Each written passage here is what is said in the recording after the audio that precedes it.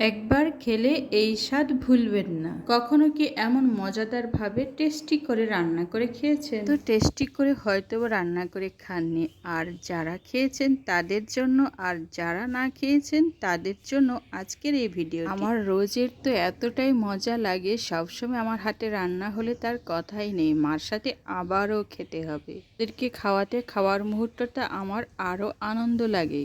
দুধ কচু তৈরি করার পর ঠিক এইভাবে হয়, আর এটা আমি ধুয়ে পরিষ্কার করে পানি ঝরিয়ে হালকা লবণ মাখিয়ে রেখে দিয়েছিলাম রান্না করার জন্য। রান্না করার পূর্বে ঠিক এমনটি রাখলে ভালো হয়।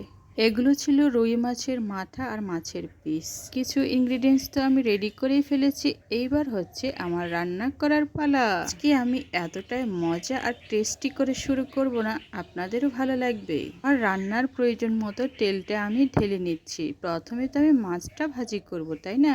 কড়াই ঠিক এইভাবে তেলটা ঢেলে নিলে, আর তেল যতক্ষণ গরম না হয় ততক্ষণ পর্যন্ত একটু সময় ধৈর্য ধরে থাকতে হয়। এটা তো সবারই জানা কথা, তারপরেও বলছি যেহেতু আমি কাজটা করেছি তাই। রান্না করার পূর্বে রান্নার যত সব প্রয়োজনীয় জিনিসপত্র, সবজি, তারপর মাছ, মশলা, পেঁয়াজ কাটা, সব আদা রসুন সব কিছু রেডি করে ফেলেছি। আজকে চটপট রান্নার সবজিগুলো আমি আমার বাড়ির আঙিনা থেকে নিয়েছি, এতটাই টাটকা সবজি ছিল, খুবই ভালো। আমি যেটা বলছিলাম, কচুর ডাঁটাগুলো পরিষ্কার করে ধোয়ার পর একটা সিস্টেম করতে হয়। গরম কড়াইয়ে মাছটাও ছেড়ে দিয়েছি, এক এক করে সবগুলো মাছ এবার আমি ছেড়ে দেব তেলের মধ্যে। এই কথাটা আমি বলছিলাম, কচুর ডাঁটাগুলো ভালো করে ধুয়ে পানি ঝরিয়ে তারপর যে কাজটি করা প্রয়োজন, পরিমাণে লবণ নিয়ে কচুর ডাঁটায় ভালো করে মাখিয়ে রাখতে হয় কি ডাঁটা থেকে প্রয়োজনীয় পানি। এটার সুবিধা আছে, বিশেষ করে সুবিধাটা হলো যখন রান্না করা হয় কচুর ডাঁটা, তখন কচুর ডাঁটা গোটা গোটাই থেকে যাবে, কোনো মতেই গলবে না, গোটা গোটা মজবুত থাকবে আর রান্না আরো টেস্টি হবে। এটা হচ্ছে কচু ডাঁটা রান্নার গোপন একটা টিপস।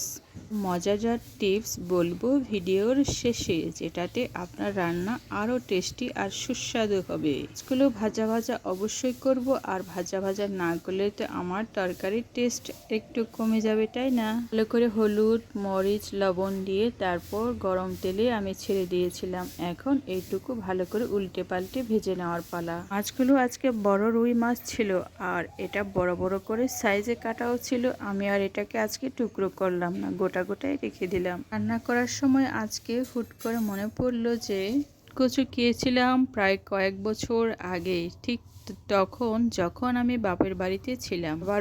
সবার বাড়িতে এগুলো থাকে, কিন্তু শ্বশুর বাড়িতে আসার পর এগুলো কপালে আমার কমে জুটেছে, কারণ এই এলাকার মানুষ এটা যে খাওয়ার জিনিস এরা জানেই না, কিংবা এখানে নেই বললেই চলে। কষ্ট করে সংগ্রহ করে তারপর আমি এই এলাকায় নিয়ে এসে বীজ রোপণ করে আজকে এতটাই বড় করেছি যে খাওয়ার উপযোগী হয়ে গেছে। আর আজকে এটা আমি রান্না করে বন্ধুদের সাথে শেয়ার করব। এটা আমার জন্য কত আনন্দের আর কত সুখের আর কত গর্বের, কত শখের, আমি আমার বন্ধুদের সাথেই বলতে পারি। ভালো লাগছে আজকে আমি রান্নার পর্বটা আমার প্রিয় বন্ধুদের সাথে আজকে শেয়ার করতে পারবো। অনেকেই এটা ছোট মাছ কিংবা শুকনো শুটকি মাছের মাংস দিয়েও খেয়ে থাকে, মানে লইট্টা শুটকি আর অনেক বড় বড় শুটকি, সাগরের মাছের শুটকি দিয়েও খুব টেস্টি হয় খেতে। এত মজা আর এত টেস্টি হয় না, খুব খেতে ইচ্ছে করে। আজকে আমি শুধু কি করব, মাছ দিয়ে রান্না করব, কোনো শুটকির পর্ব নেই। পরবর্তীতে কিভাবে শুটকি দিয়ে রান্না করতে হয় সেটা নিশ্চয়ই আপনাদের সাথে আমি শেয়ার করব। গুলো আমার অনেক সুন্দর করে আজকে লাল লাল করে ভাজা হয়ে গেছে। উল্টে পাল্টে দেখলাম সব সাইডে এত সুন্দর মাছটি ভাজা হয়েছে, দেখতেই খুব সুন্দর লাগছে। মন করে ভাজা মাছ আমার বাচ্চার বাবা খুবই পছন্দ করে, বলে যে আজকের মাছ ভাজাটা না খুব সুন্দর হয়েছে, খেতেও খুব টেস্টি লাগছে। এবার কি করলাম, মাছগুলো আমি উঠিয়ে নিলাম একটা বাটিতে করে, আর তেলটা পুরোপুরি নষ্ট হয়নি, এটা ব্যবহার করা যাবে তরকারিতে। পেঁয়াজ কুচিগুলো খুব ভালো করে ভেজে নিব আমি গরম তেলের মধ্যে। এসব পেঁয়াজগুলো কুচি করে রেখে দিয়েছিলাম, সবগুলো আমি এখন ভাজা ভাজা করে নেব।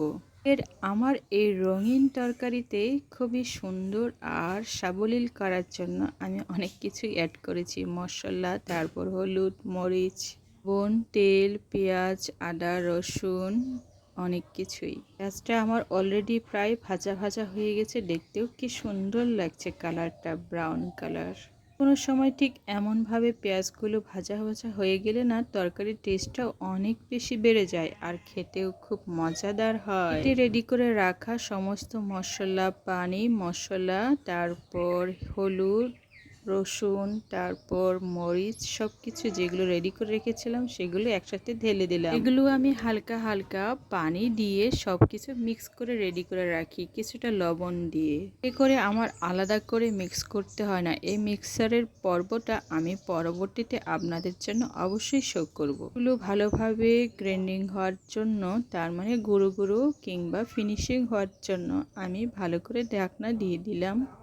ঢাকনাটা দিয়ে দিলে ভালো করে সেদ্ধ হয় আর মশলাগুলো ভালো করে মিহি দানার মতো হয়ে যায়, তার মানে একেবারে মিহি, পানির সাথে মিশে যায় ঘন। ঠিক এইভাবে আমি বরাবরই করে থাকি। মশলাগুলো আর পেঁয়াজ একসাথে ফিনিশিং হওয়ার জন্য বরাবরই ঢাকনা দিয়ে থাকি।